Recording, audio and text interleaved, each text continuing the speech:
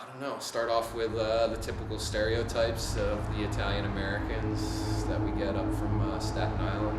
That seems to plague our culture here. Everybody thinks we're a bunch of fist bumpers, which is not the case at all whatsoever. But Jersey surf scene here is awesome. Love it to death. Definitely a lot different than anywhere else in the world, I'd like to say. We're a close-knit community. Everybody seems to be really, really friendly with each other, and there's no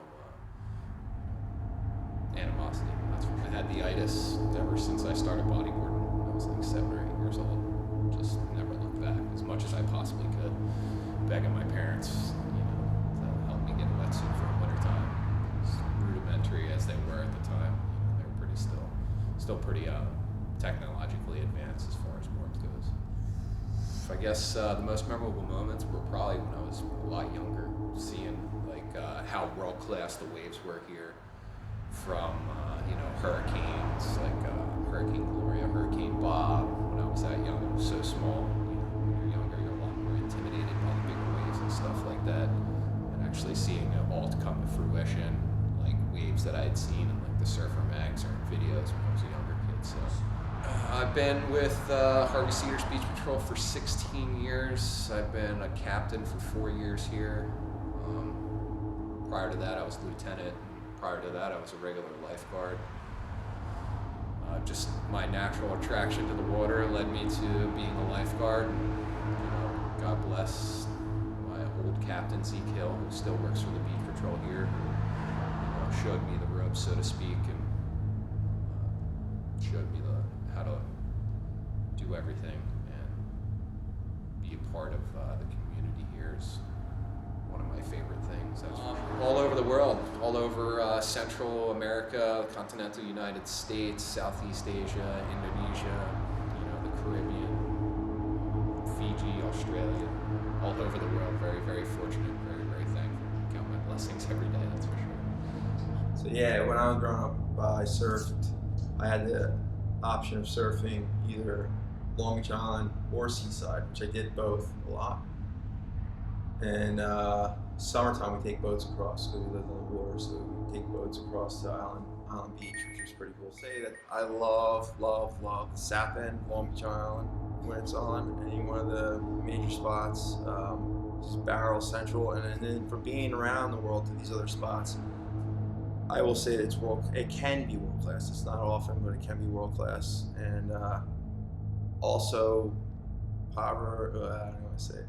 I will say that if you could surf our biggest days, like young kids growing up wanting to go to Hawaii, wanting to test themselves and better themselves or be a pro or whatever it is, or if you can surf the biggest days Jersey has and on the latest, steepest drops and get barreled, you have a leg up. People from here who are really good at surfing and then they go there, have a little bit better of a chance to get some good ones. I've been to Barbados a few times. I've been to Puerto Rico countless number of times. We actually have property there. It's like a second home. Spent probably about 5 or 6 winters in Hawaii. Been to California, Southern California a few times. Surfed up and down the East Coast. Perfect. I started surfing when I was about 13 years old. I grew up on the beaches of LBI with my brothers. We were all, spongers and skimboarding and all that stuff. And then sure enough, my cousin picked up a surfboard and I wanted to jump on and see what it was like. And that was about 13 years old, and I haven't stopped since. There was a huge crew in Long Beach Island, believe it or not. When I was growing up, I was watching guys like Ben McBrien and George Mershon, Greg Luker. These guys were just out every swell and even all winter and just watching them basically shred and trying to keep up with them. Even guys like Randy Townsend, I was watching him surf. Even though the same age as me, he was just that much further ahead at that stage in the game, and it was just impressive to watch and try to learn from those guys. Doomsday last year was probably one of the heaviest days I've ever experienced in Long Beach Island. It was December 21st, 2013, and it was scary. We had a lot of big days, but that was definitely by far one of the biggest because how thick the waves were and how heavy heavy it was. So that was definitely, I mean, I didn't get a ton of good waves. I saw a lot of good waves, but it was impressive to be out there with the power that was out there. And it was, you know, surf with guys like Randy, Frank Walsh. When I was growing up, it was actually a little bit more localized, where you had certain breaks like Hudson, and the jetty at Hudson was like, you know, if you didn't know what you were doing, then forget it, beat it, you know. And there was a lot of talk. But nowadays, there's certain sections of the island where you see certain guys out every swell. And I think there's a lot more respect these days. I think surfing has gotten so big that there's so many more people doing it, but also there's a whole crew of guys that are doing it all winter long. And I think there's a lot of respect that goes on for that crew. I started traveling basically when I was in college. My first trip was to Barbados. I think it was back like in '99, a bunch of friends. And then from then on, every year I tried to take a trip. You know, I was in college doing trips during the winter. And then once I finished college, I would continue traveling. I did a semester abroad in Australia when I was at Stockton College, and that was cool. I did Indonesia and New Zealand, and every year I try to do a different trip or try to go back to somewhere I really like Costa Rica, Barbados, Puerto Rico, British Virgin Islands, Bahamas. You know, there's a slew of places that I've been to, and I just keep going back to some similar ones over time. When I was around 5, I remember surfing on a boogie board in the shore break. My dad was pushing me in and stuff. And I don't think I really got into it like hardcore till I was in like 7th grade, I'd say. I remember paddling out on a hurricane swell in the south end with my dad. It was like double overhead probably, so I only caught like one wave, but that was an eye opener. I was really into skimboarding, probably from like 11 years old to like 15. I skimmed a lot, and I took that pretty quick. A lot of competition with that and stuff, and then kind of like got bored with that and started surfing a lot more. So I've done a lot of my surfing from age like 15, 16 till now. I grew up watching my dad and my brother surf all the time, so it was like second nature just to pick up a surfboard and go for it. And who are some of the people you idolized around here growing up? When I was younger, before I really started surfing, I used to watch guys like Greg Luker, Justin Sitta, Mike Roth, Randy, Ben McBrien, my brother Brendan, Kretzer. The list goes on. It's like a never-ending list. But my dad, Randy let me borrow his 610 one winter, and I rode it a few times, and this one swell came. He was in Costa Rica, and it was dead low tide, and me and Danny Mears paddled out.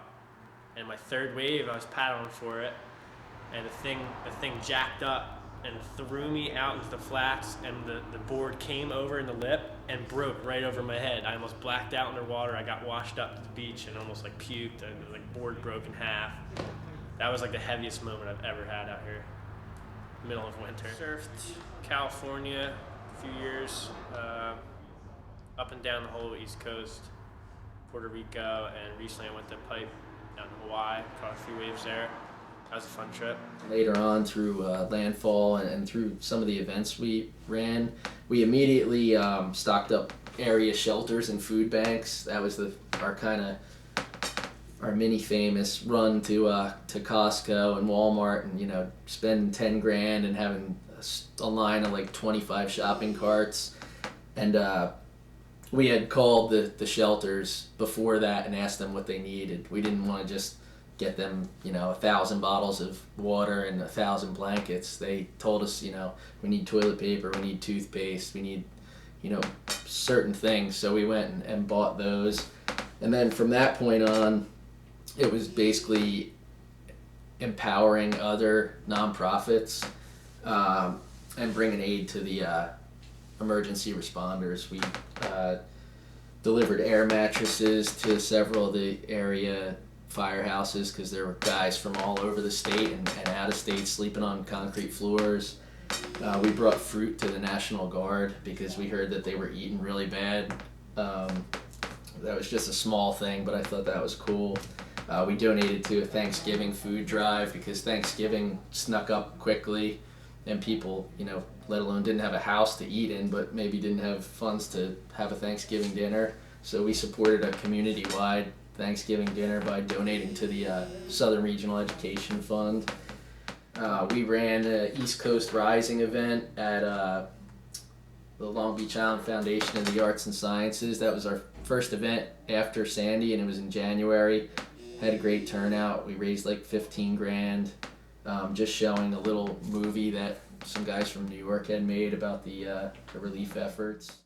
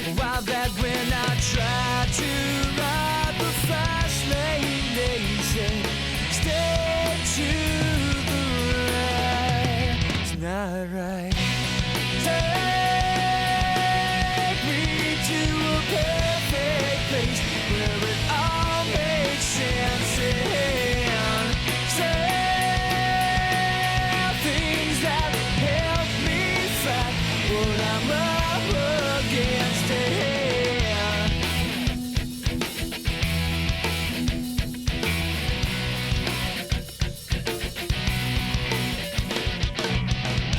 Let's try to make myself a better man. Yeah, but I'm tethered by it all now. I've just tied my hands to this another time, but I'm waiting around for something, wondering why that when I tried to ride the fast lane, they said stay to the right. It's not right.